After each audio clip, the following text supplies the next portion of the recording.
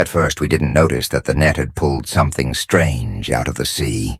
We all stood watching with mild interest as the boat's crane arm dragged the net onto the deck, wetting the legs of the nearest fisherman with splashes of seawater. The net opened steadily and mechanically, and the fish that were writhing and jumping inside it began to fall over the sides and onto the ground as the fisherman backed away and moved away towards the upper deck. At this point, the rain was barely a drizzle, but as I watched the fish scatter around the boat, I had to pull my hood a little tighter on my head. It didn't help much as the wind blew hard and hit me full in the face. The weather as it is now is quite common these past few nights. I turn around and look around, tilting my head away from the rain. I don't see much to give you an idea of what's around us. Imagine a gray word. Dark clouds and heavy clouds cover the sky from one horizon to the other, though the horizons are hidden behind eddies and walls of fog. The sea churns soft but steady white foam against the ship's hull, but mostly it's gray and grayish blue. Everywhere the sea is all there is the first 2 weeks. We saw other ships from time to time, but now we don't see any. We're not that far from the Canadian coast. Apart from the drifting ice blocks, there's nothing shapeless water and clouds. And let me tell you, after 4 weeks, on a 6-hour voyage, and 6 hours of an 8-hour shift, the atmosphere on deck at dusk is as gray as what surrounds us. I'll give you a quick rundown of the crew, but don't worry about memorizing names. I'll try to make it clear who's who as we go along, but maybe it'll be useful for reference. That's my idea. There's Troy, our brave captain, a first-rate slacker, and messy too. No idea how he came to command a ship, even one as modest as ours, to be honest. No, even it seems right to call it a boat. We are barely a dozen in the crew. Then there is me, Charlie, first mate. 90% of the captain's responsibilities, but only 50% of the salary. Imagine there is also the engineer of the fishing vessel, a redhead we call Eenie for fun. Then there are the operators of the machines. Brett and Bryn both are big guys born and raised in Saskatchewan, although I suspect Troy hired them just because their names start with the same letter. 5 fishermen, Shan, Scott, Omar, Ferris, and another guy, I can't remember his name at the moment, and the cook Ken, we sometimes call him Chef, like the one from South Park. They are actually good guys, considering the circumstances. There has only been one fight since we left port, which is pretty good. In my experience, it was actually more of an argument than a fight. Everyone except the chef and the captain, Troy, are on the deck at the time. The net is opened.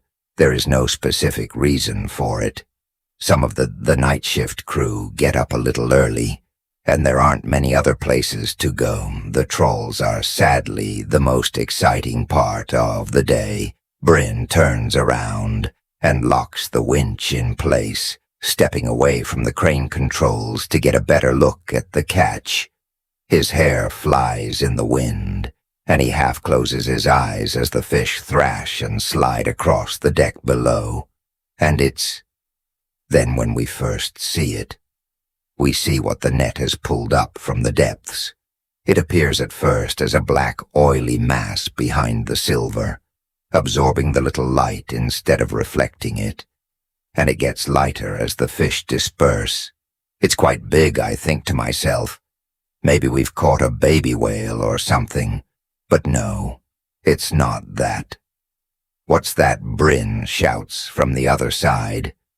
The others come closer and stare in amazement at the thing in the middle of the deck, dripping on the fish. I'd say it's about 2 or 3 meters long, by my reckoning, and about 2/3 that length in height. Looks like a cube hexagonal. It has spikes on both ends, like a huge dark crystal. However, this is not a crystal. It is not a gem. It looks sick, bad. The surface is not shiny or sharp, and it is not translucent either. I hesitate to make this comparison, but it does look a bit like black, oily skin. And unless my eyes are deceiving me, which is entirely possible, I swear I see the thing throb for a moment. What the hell did anyone else see? That Bryn shouts again from the other side. His eyes meet mine, and they glow a blue, so clear and pale, it almost looks gray. Yes. I respond. Raising my voice above the wind, I saw him jump down the short steps that lead to the deck, kicking the fish aside, as Ferris and another of the fishermen approach the guy whose name I can't remember. Also come down to get a closer look. "Hey," he shouted, "get away from that sea. We don't know what it is in a classic show of respect and attention to my charge." They completely ignore me. I sigh and look to my right, raising a hand towards Brett. He is higher up on the ship behind the controls of the machine that will open and lower the end of the cargo deck, swallowing all the fish in our cold storage. I get his attention and gesture for him to close and leave the controls alone. He does so, and I go down to the deck also. If everyone else is doing that right, I could take a closer look. Bryn slaps the object with his hand and immediately pulls it back. With a disgusting sound and a laugh of disgust, thin, sticky zebras of dark liquid like saliva connect the palm of his hand with the things. I shake my head in disapproval and turn around to look better. Bryn laughs and reaches out his hand to Ferris, who recoils in disgust. Instead, he grabs Enai by the head and twists it hair to the engineer's despair. The object is not something I am familiar with either. I have not seen it in any navigation book.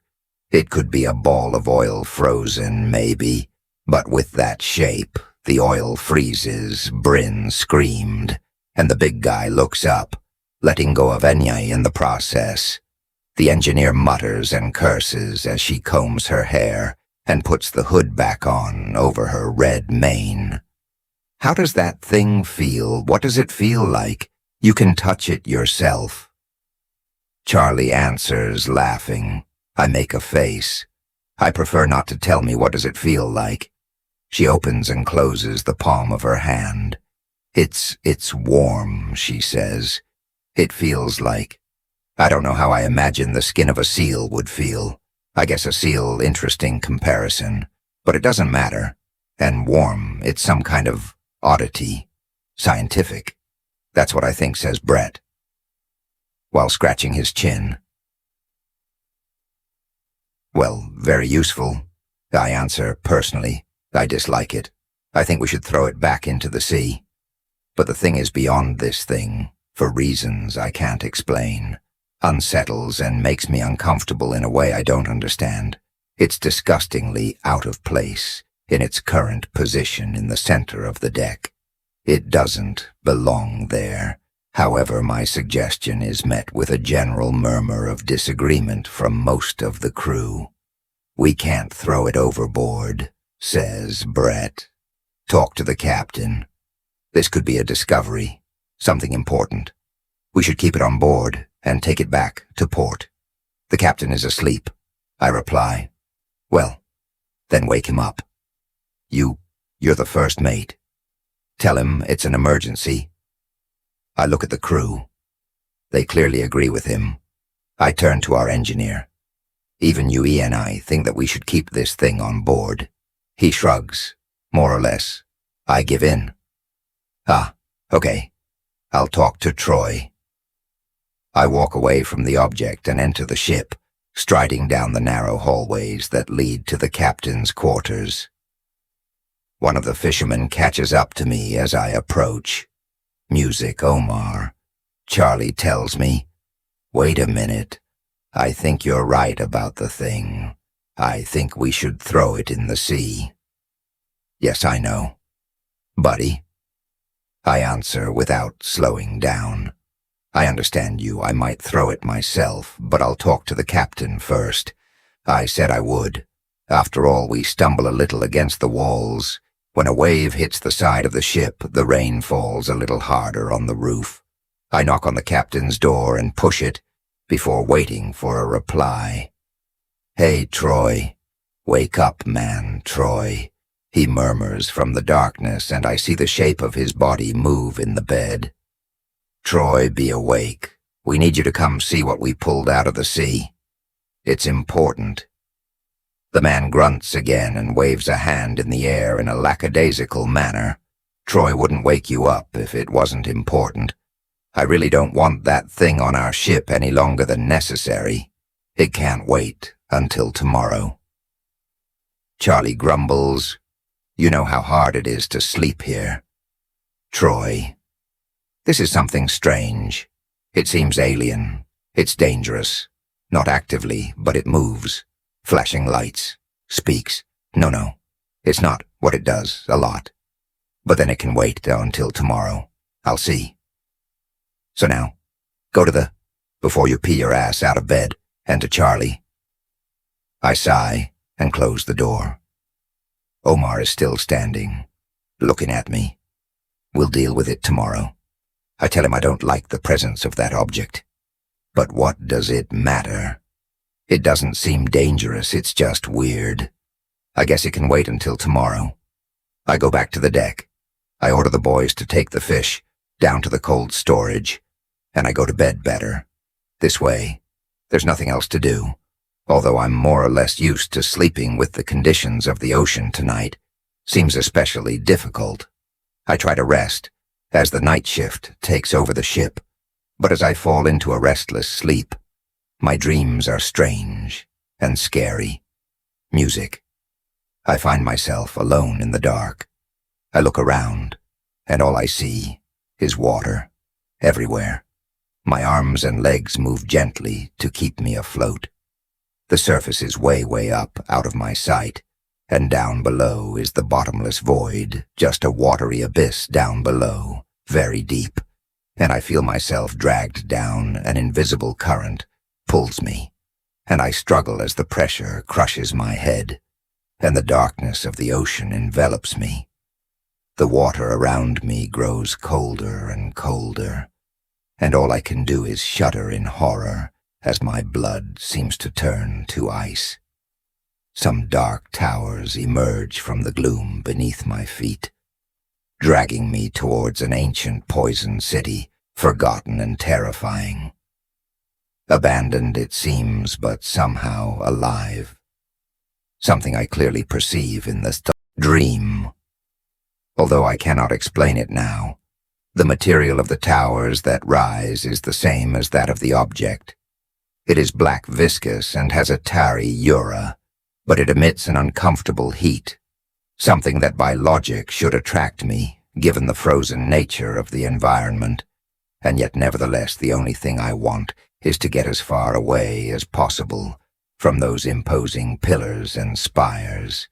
I continue descending, and I see that the arches and ruins of alien architecture stretch out in all directions. A humming noise rises from the depths. I continue down, but the sound grows louder and louder. It reverberates from deep within, and something moves in the music darkness. Charlie says, "Charlie, Charlie." I open my eyes, startled, and return to the world of the awake. He looks at me from the door, his silhouette illuminated by the dim gray light of the hallway. I notice there are other crew members behind me, too. I grimace and rub my eyes, growling as I sit up in bed. Now I know how he felt. The captain empathizes with him immediately. "What's wrong, Penny?" I grumble, but I hear the real alarm in his voice, and it wakes me up. Faster than I normally would have. Bryn is scaring everyone. He won't stop cursing and mumbling in his sleep, and he won't wake up. He pauses. He's sick. "Charlie," I curse, and stagger out, music on my lips, plus he won't stop talking over a city under the sea. My eyes snap open in horror, and I look Njai in the face. "What did you say?" Yanni stutters in surprise at my reaction. The two fishermen, Ferris and Omar, are behind her in the hallway, and I push past them all as I hurry through the rocking boat softly to Bryn's quarters. I throw open the door and fumble for the switch. I squint as I turn on the light, which floods the room with a sickly glow. There Bryn is moaning and mumbling. In her sleep, the blanket is half fallen from her body, her legs sticking out at odd angles and her skin pale. Hey, you said pale. What the hell is this? So like a sheet and sweating. But the worst thing is her skin is clammy, and her veins stick out black on her neck, chest, and her entire right arm.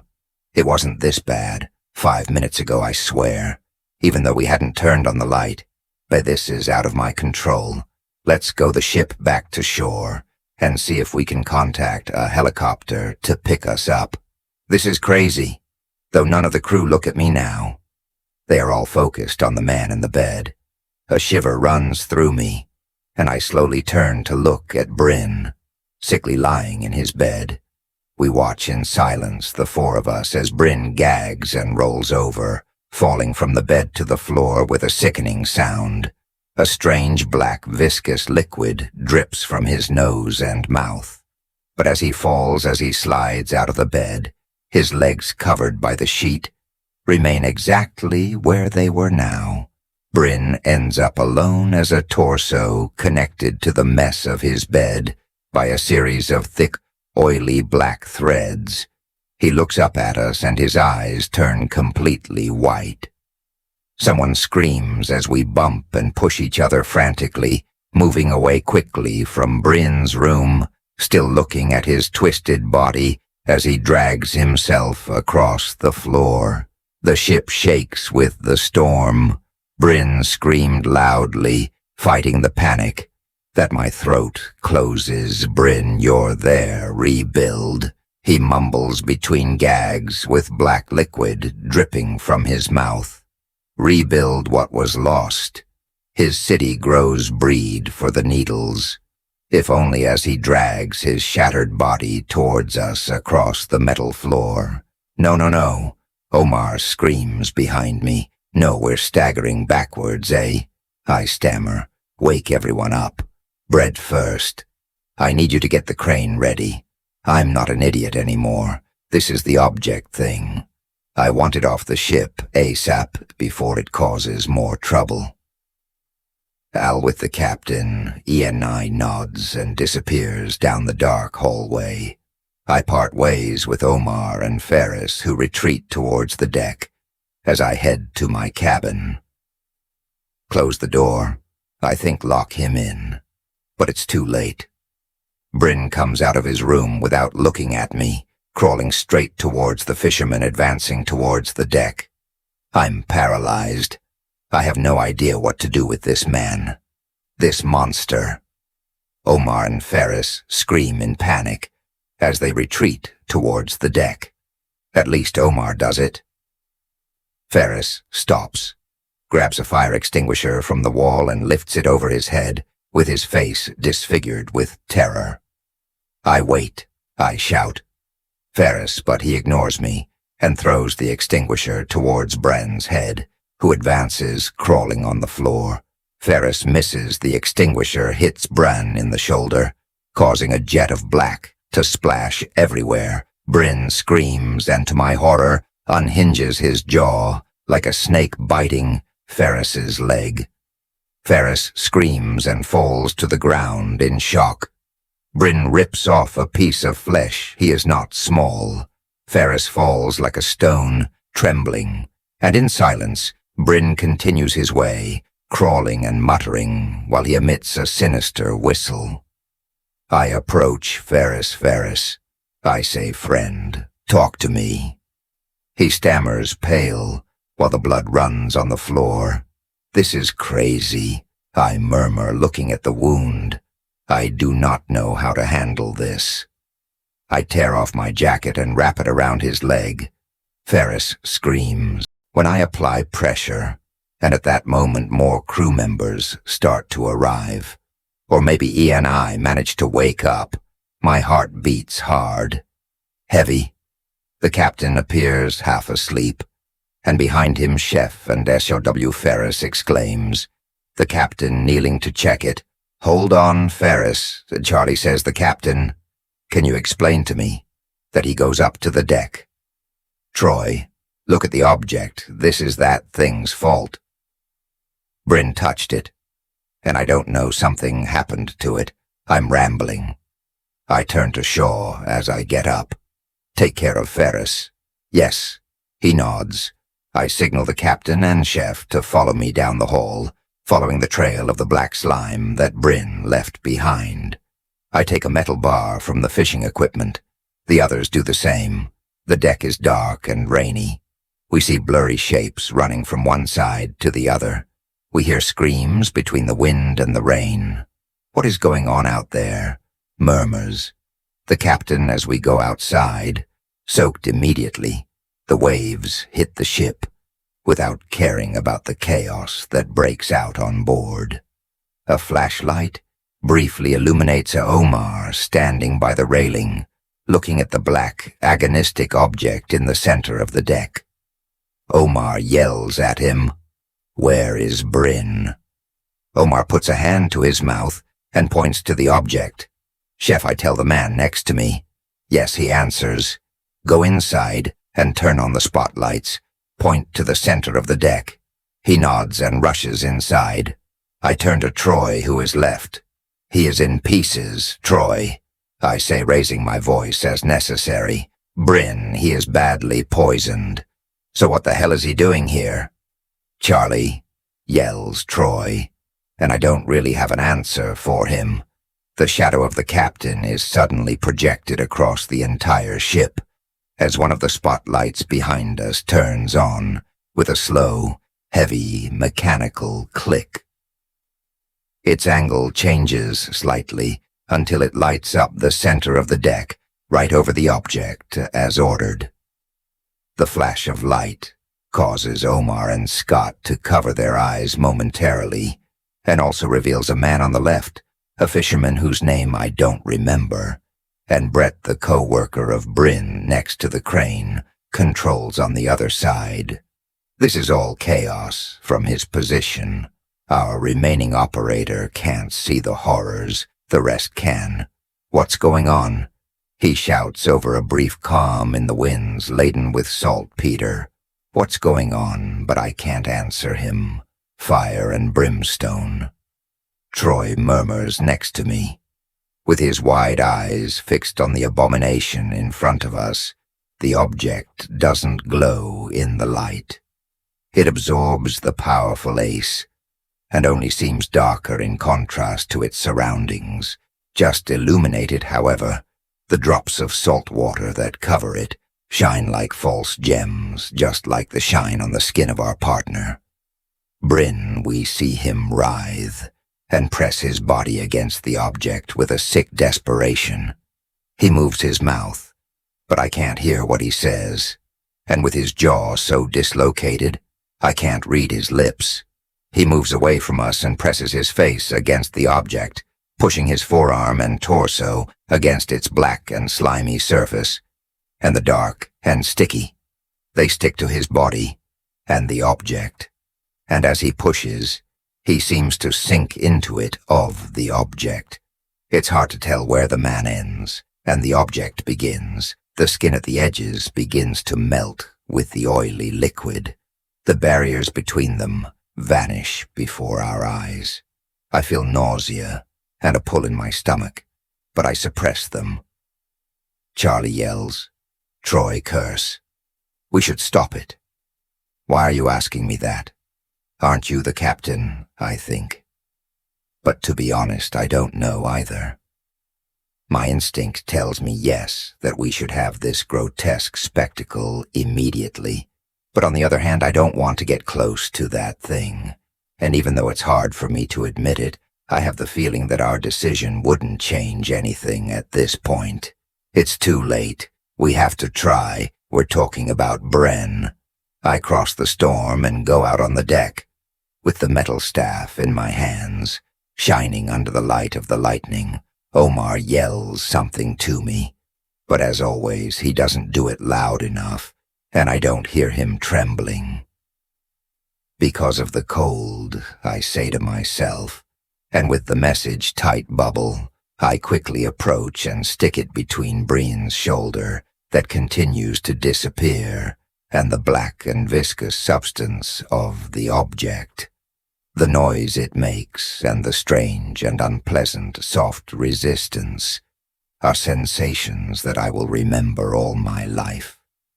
Brienne's head twists as the dark threads that surround it tighten, and he screams at me with his only visible eye, white and wide open. I recoil in horror, trying unsuccessfully to pull the pole out. The end that I hold clatters against the deck, while the other one remains stuck in that mixture. Brienne's eyes, always pale, seem even paler, with his pupils almost disappeared. They are no longer there. I retreat to the entrance of the hall without taking my eyes off the horrors that I have in front of me. Friend Captain, you have to order that this thing be returned to the sea. Right now our lives are about to get worse. What the hell is going on there? Yells Brett. From the crane controls, you're kidding me. Charlie answers the captain with a member of my crew. In there. I can't do it. I'd try me for murder, Captain. Use your eyes. Do you really think anyone's going to believe it? Charlie is right. But he ignores, or not he senses the sense of impending disaster looming over us. Okay, if he doesn't have the courage to do it, I will. Brett yelled, throw that thing back into the sea. Already, Brett starts walking towards us, stumbling slightly in the wind near the edge of the dock. You want me to throw it? Charlie, I thought we were going to take it to shore. This thing should be in a museum. My God. I put my hands to my head and watch as the last of Brienne disappears through the pulsating, oozing membrane of the dark form on the dock. Bits of flesh and clothing are stuck to the side, dripping and dripping onto the deck in the rain. Damn it. Hey everyone, get in. Now I turn to Troy. You're going to take us back to port right now, and I'm radioing a helicopter emergency. We are clear. Yes. Troy murmurs with a nod, then after a pause, well, everyone heard, back to the ship. The captain and I turn hastily to go back to the hall, but we find ourselves face to face with Ferris. He still has his jacket around his leg, but he is now standing. Although a little crooked from his lips, a black liquid drips, and his eyes are much whiter than they should. A flash of lightning lights up the sea in the distance, and we back away, terrified, behind him. Shaw is lying on the floor. His eyes are closed, and I don't know if he is breathing, but he has bruises around his neck and face, stained with the dark substance that covers the hallway, the floor and the walls. F. Ferris stammers the captain, and Ferris responds, the towers are about to finish the DSOB for the needles. We are forced to rebuild Troy. His way of speaking is confusing, but I can still understand more or less what he says. His skin has started to drip. Our duty is clear. The liquid falls and drips. The mother awaits. The mother waits for us, and her words become incomprehensible. She collapses to the ground with a screech and grabs my leg, and I kick him, shielding my eyes from a burst of salt water sent by the waves, agitated. The captain grabs Ferris by the shoulders, and as Omar and Scott reach the door, he drags or pushes him across the deck. Brett is right behind and curses at the scene. Everyone inside, Troy shouts. The fishermen push the door open at the same time. Brett, confused and hesitant, does the same. I rush into the lobby as Troy closes the door behind us, and from the panel I ask for an emergency helicopter. I send our coordinates, but I get no answer and we are too far from the coast, Troy, I say. But he already knows he heads towards the part of the ship, probably to the upper level to get away and begin the return to the coast. But just as he is about to pass by, the chef who attends to the shaking and stammering SOW, he trips and hits the wall from a lurch from the ship to all of us. It happens. The ship's engine seems to have stopped. We are adrift in a terrible silence on the surface of the rough sea. All is calm, except for the rain pattering on the windows, the swell, and the distant roar of the waves and the wind. I look at the faces of my companions. I realize that NG is not there. Captain murmurs Omar, but the captain does not respond. He has returned to the front of the hall, and his eyes are fixed on what is seen beyond the windows with my heart pounding. I turn to follow his gaze. It is difficult to see through the rain-soaked glass, but the scene outside terrifies me. Like never before, the object has begun to drip steadily. That is obvious. The dark liquid spills across the deck, sliding from one side to the other, with the movement of the ship Ferris curled up. Next to the edge of the ship, his features are illuminated with a ghostly glow under the lights he gags and twists. But that's not what worries me most now. My attention is on the sea out there, in the darkness of the water. The sea bubbles and foams out of sync with the movement of the waves, and the waters rise, and part a huge twisted shape urges from the darkness. I can't make out its details through the glass, but it's a plague on the surface of the ocean. A terrible plague. We all stare. Out the churning waters, something has risen from the depths, blurred by the glass of the window and the curtain of rain, but it's clearly something that doesn't belong here. He's the first to speak, guys, he says quietly. What the hell is going on? There's no answer. Where's Bryn? No one answers. The thing in the water dives beneath the surface for a moment, then comes back up higher than before, showing that what we see is only a small part of something much larger. All mutters. Brett, and grabs onto the deck door, swinging it open wide. The wind he catches her instantly and slams her against the outside wall of the lobby. Brett goes back inside, yelling over the gale. I turn and grab the captain by the shirt. The engine room, try make. Get the ship moving again. We head back to shore. Already Troy nods and staggers as he pushes Chef and the shaking Show W. Keep your eyes on Annie, I yell. And Chef looks at me. If I were you, I would get away from our SOW. He writhes and moans. It becomes clear that the black liquid covering his face and neck has worsened. It drips from his skin like sweat.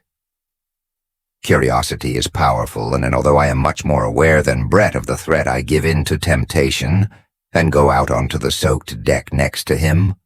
I squint and look out to sea, at the anomaly that stands defiantly among the waves. It is difficult to see through the rain and the darkness, but I realize that the shape that had caught our attention is nothing more than a crest. A crest on a shape, alien and horribly strange. I dare not call the head, because it does not resemble any human head I have ever seen. It does not even have facial features. The blood roars in my ears from the roar of the sea. I look through the mist and the rain at the beast that has emerged from the depths. Its size is without a doubt colossal, at least the length of the ship. If not more, the crest is made up of spines with thick, dark gray flesh stretched between them. Trembling under the storm beneath the crest is a body or head reminiscent of a hammerhead shark, but more angular. The monstrosity has no obvious eyes, but in the center of its face there is a dark void, the size of a man in the shape of a diamond that moves grotesquely on the sides of this void are small holes in the skin from which flashing gray lights emerge. A mass of thick tentacles writhe with fury, undulating and twisting on the surface of the sea, in the rain gathering around the base of the creature, where it meets the waves, and a low, sickly sound reverberates from its form. As the holes in its skin widen and contract, Brett and I watch in silence, unable to look away, frozen in our place. I am vaguely aware Chef has joined us on the deck and watches the beast falling to its knees in the puddles as it frantically mutters a prayer in despair as I stare out at the sea and the emptiness at the center of the abomination. I remember my dream. I see a twisted city with spires dark and alien. My vision is blurry, but I can see it. I see what is in front of me, flowing like mist between those spires. I see shapes separating and emerging. Mother, a bolt of lightning to my right, high above the waves, breaks the spell, and the sudden movement of something on the deck throws me back into the storm, soaked and chilled to the bone. I grab Brett by the shoulder and drag him back. He stumbles and it turns around, and we both watch as the object we pulled out of the water begins to pulse violently. A black liquid gushes out as it throbs and sizzles, hardening them like a large wet worm hits the deck with a squeak. Lit by the flash of lightning, its shadows are deep and sharp. It twists and sways from side to side, in the rain deciding which way to strike, and then it slides towards the sea. When it reaches the edge, it turns towards us, looking back. Just before sliding over the railing, it sows into the waves, and for better or worse, we see its face. A hollow diamond occupies the center, a void, but on the sides of that shape, there are two bright and fixed eyes of a pale blue, almost gray. They are the eyes of Bryn, and they show nothing but cold evil. Then the worm turns around and slides clumsily down the railing into the sea, and the huge creature begins to submerge, emitting a deep roar and ethereal that makes the boat vibrate, while the thing slowly disappears under the gray waters. Several occult things, they all rush at once in the space of about 20 seconds. Ferris staggers, pale and trembling. He reaches for the railing of the deck, his fingers squeezing tightly, and a liquid comes out of his palm as if it were a sponge. He climbs up on the railing, raises his head, and extends his arms. Ferris shouts someone behind me. Omar, maybe, or Scott. But he doesn't answer. The boat staggers, and Ferris falls overboard into the sea. But before he hits the water, a tentacle emerges from the waves and surrounds his chest, dragging him into the darkness of the depths, and disappears. I never see him again. In the course of 22 seconds, the boat is surrounded on all sides and out to the open sea. Dozens and dozens of smaller creatures, but still man-sized and worm-shaped, poke their heads above the surface of the water. Their characteristics vary, and although it is difficult to see them due to the bad weather, they all share that sickly and disturbing hole in the center of the face. I hear sounds of fighting behind me. I turn around, dazed, and see Jeshua, writhing and covered in fluids, with his eyes rolled back and forth, grabbing one of the fishermen by the neck. He drags him to the edge. Omar screams and stumbles as he follows him, sliding on the soaked deck. Chwayu's head moves from side to side, pale as a ghost, except for the dark liquid dripping from his eyes, nose, and mouth. He doesn't hesitate for a moment when he reaches the edge of the boat. He jumps, and the fisherman caught in his hands. He can't stay on board. They both fall down the same Ferris. It's the last time I see them. Felix, that was the man's name. His name was Felix. And like Ferris, and he has also disappeared. This intense half-minute ends with the sensation of something hitting the bottom of the boat. Chef slips and falls on his side. But the rest of us manage to stay standing. The blow is repeated. The boat is being attacked. Where is the captain? He screamed, turning it around to be able to see if he is not. We got the fishing boat to move. This could be the end. We are going to die. Another one shakes the bar. Bar grabs me by the shoulders and screams in my face. And if they are after the fish, Charlie, we should throw them all out before it is too late. It is a logical theory, although a part of me believes there is something more behind this, much more. But I want to survive and do something. It is better than doing nothing. So when BR runs across the deck, towards the controls at the opposite end, staggering from side to side, I too move, push past a terrified chef, and head to the bridge, activating the controls that will release the contents of the cold storage into the sea. Another thud resounds. I feel the mechanical movement beneath my feet, indicating that the fish are being released into the surrounding waters. I look out the window through the rain and see the broken and cracked remains of the object in the center of the deck. The light reflects off the liquid that spreads back and forth, with the swaying from the ship. And then comes another hit, the fifth, and it will be the last. Our efforts, if they have been of any use, are insufficient and too late. The ship creaks, and a series of terrible sounds floods our ears. I see how the deck at the other end of the trawler begins to rise and move away to my horror, at an angle different from the rest of the ship. The trawler tilts to one side, and this time it fails to right itself. We are sinking.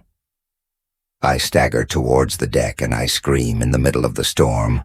Brett, come back quickly. I'm coming. I think I hear him scream. He was clinging to the controls of the crane and the cold room at the other end, probably to keep his balance. But now he lets go and starts to run across the deck. As thunder rumbles out to sea, the deck breaks, and Brett falls, trying to grab onto the wet railing without success. I don't understand how the ship is failing so fast, unless something is dragging him from below with a sound I will never forget. The trawler breaks in two.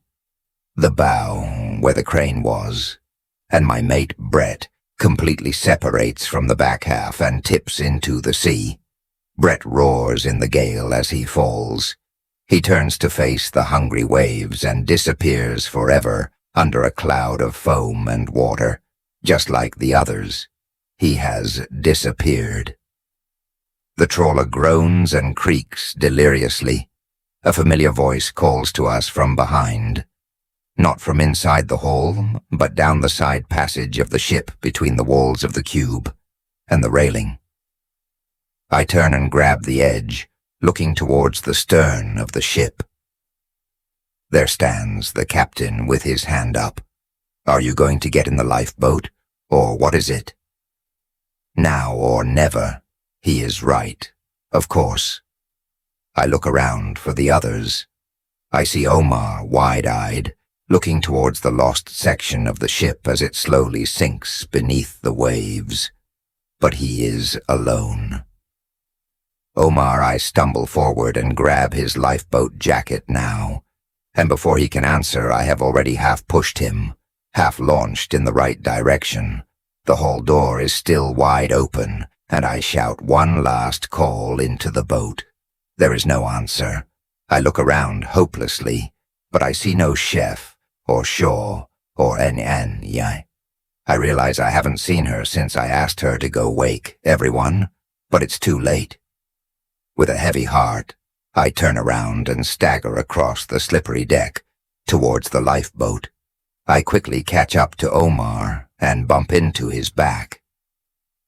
We rush into the lifeboat as Captain Troy does the same with a metallic screech. He turns the lever that allows our descent, and the lifeboat shakes and trembles on its way to the surface of the sea. The boat screams beside us as the lifeboat hits the water, and we disconnect from the body of the fishing boat. Troy pulls the boat away from the wreck as it sinks into the sea, and one by one the lights of the fishing boat go out, accompanied by rumbling groans and hums far away around us. Those writhing worms slide through the waters just below the surface, and blurred in the foam and gray churn, still white. There's something on the upper deck murmurs. Omar shivering. He looks. I shield my eyes from the freezing wind, but I can't see what Omar is talking about. Not until a brief flash of lightning reveals the silhouette of a motionless figure in the engine room, visible behind the glass. And I think it must be her, but as quickly as it appears, it vanishes, lost behind the dark glass. As the ship is swallowed by the sea, the worms emerge from the water, writhing over the carcass of the trawler. The wind drags their whistle. The last lights of the ship go out, and it is plunged into total darkness. Darkness our lifeboat has a motor, luckily, and Troy sails it somberly and solemnly into the night. A final roar echoes in the swirling waters that flood the ship, and it is the last thing that I hear or see. The monstrosities that will plague the final voyage of our cursed fishing vessel. I shiver at the chill of the air. None of us speak. I try not to think of the endless depths that lie just below us. I try not to think of the horrors I now know lurk hungry below. I try to push away the memories that resurface from my twisted dream. The dark needles made of the same material as the object. The storm fades with the passing hours. The winds die down, and soon the only sound is the roar of the engine as we move through the mists of the night. At last we were found sighted by helicopters. A nearby ship was diverted and came to pick us up to return us to land. I left the sector that same day. Omar did the same. I don't know what Troy plans to do. I still dream of that night. When I close my eyes, I see it. I see the colossal abomination that emerged from the sea, and the face of the worm that slipped from the shell of the object. Since then, I have done nothing but read and read and read to try to make some sense of the things I saw. The things we all saw, I have found little. But what I have learned has worried me greatly. I have learned about a process called external fertilization. It is common in amphibians, aquatic creatures, and marine animals, among others. It is a process in which the female's eggs are fertilized outside the body. The sperm inseminates the egg in the open air. After its supposition, I think of the object. I think of Bryn, and I think of my terrible dream. My dream of the huge, endless underwater city, its angular spires and shapes and shadowy towers. A sunken city made entirely of the same material as the objects. In fact, it is even a city at all.